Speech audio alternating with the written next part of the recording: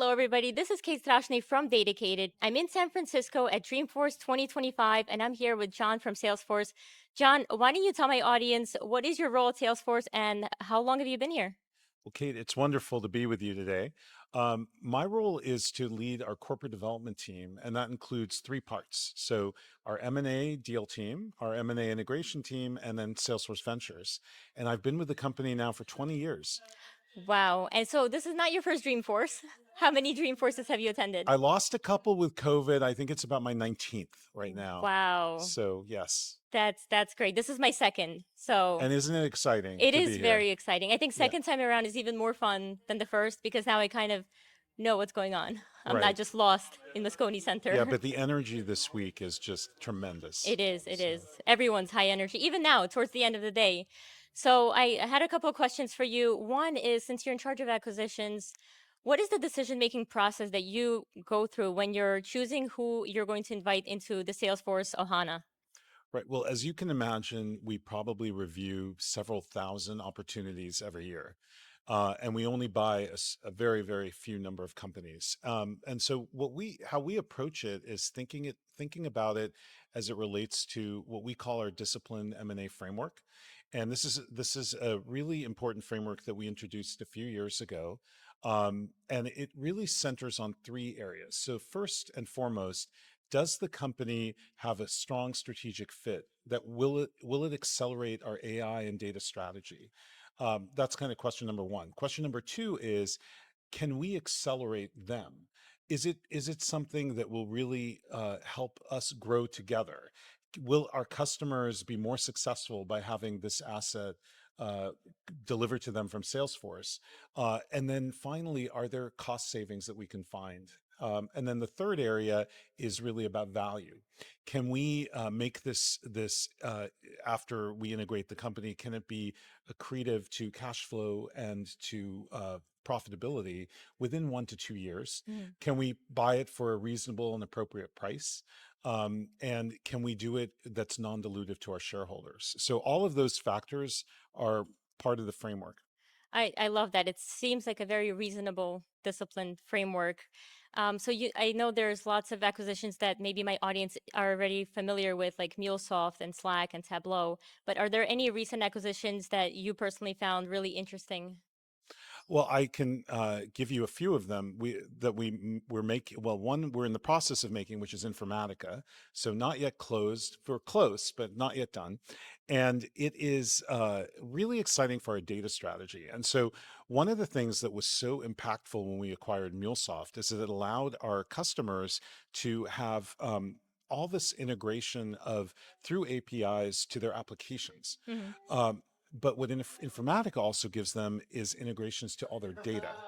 And so when you think about all of that extra data that can flow into Salesforce, into our platform, into our data cloud, it makes the AI that much smarter. So the better data that you have, the more data that you have, the context that you can provide that AI, the better the results will be. Right. And so that's what's so exciting to it. And then when you layer Tableau on top of that, where you can run intelligence on top of your data, it's really going to be, we think, a very fruitful acquisition and something our customers will love. So that's one example. The other example I would bring up would be Regrello. And Regrello, we introduced yesterday and Mark's keynote as our Agentforce supply chain technology. And what we're seeing is our customers like Dell, who have 19,000 users on Regrello running tens of thousands of workflows through this, all automating really what were broken manual processes using this technology that is all done through generative AI to make those processes automated. And it's really remarkable technology. We're so excited that we were able to complete the acquisition and get it done in time for Dreamforce. Yeah, so congratulations. I know Thank you. that that's a big deal. So it's kind of like adopting members of the family, right? Sometimes it's a little more difficult. So do you have another framework for efficient integration of these acquisitions? How do we actually have a cohesive ecosystem that all works really well together? Right. Well, so one of the areas of the framework that I touched on is so important around getting to accretion in a relatively short period of time, so 1 to 2 years. really the best way to do that is speed of integration, is making sure that you are really trying to make the products work together as quickly as possible, that you get the systems integrated, that you get all the salespeople aligned, that you have a uniform organization where you're not the acquired team is not operating in a silo, but they're actually part of the Salesforce family. All of those things are really important in making it for a successful integration. And I think one of the things that is also key is how we can do that in an efficient way, and thinking about cost savings too as we approach it, because there are a lot of duplicative efforts that happen when you buy a company, and making sure that we can find those and take it out of the entity is really helpful. Right, that makes sense. Yeah. So you're also in charge of Salesforce Ventures.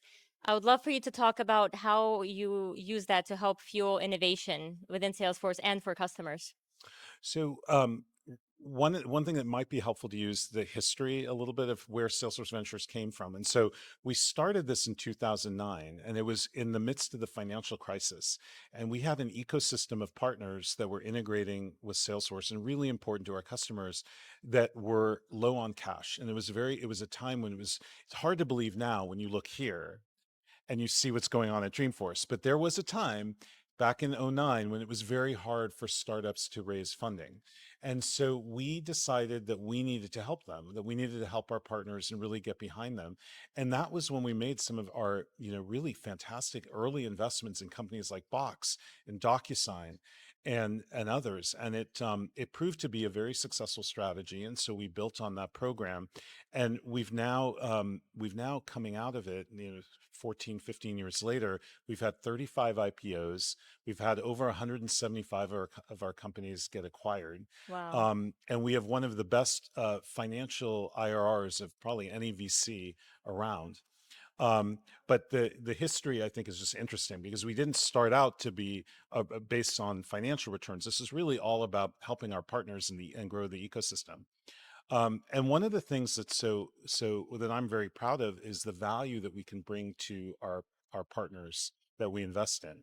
And what we try to do is give them opportunities to meet with our customers, to meet with press, to meet with analysts. I just had three of our portfolio companies at the hotel in front of 130 industry analysts from around the world, showcasing what they do.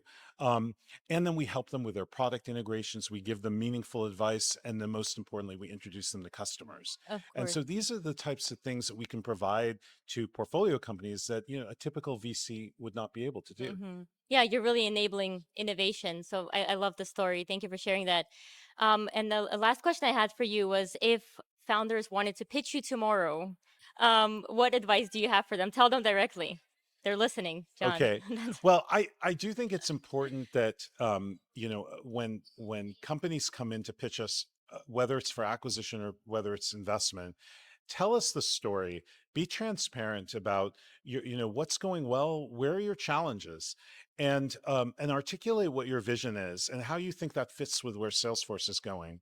I would say another thing is really to focus on what's the market opportunity for this technology. I mean, one thing that we do see quite often is we see companies that, they're really more features than they are, going to be big businesses that have a big addressable market ahead of it. And so it takes so much energy to make an acquisition that you want to make sure that you're spending that on something that's really worth it, that's really going to drive revenue for Salesforce.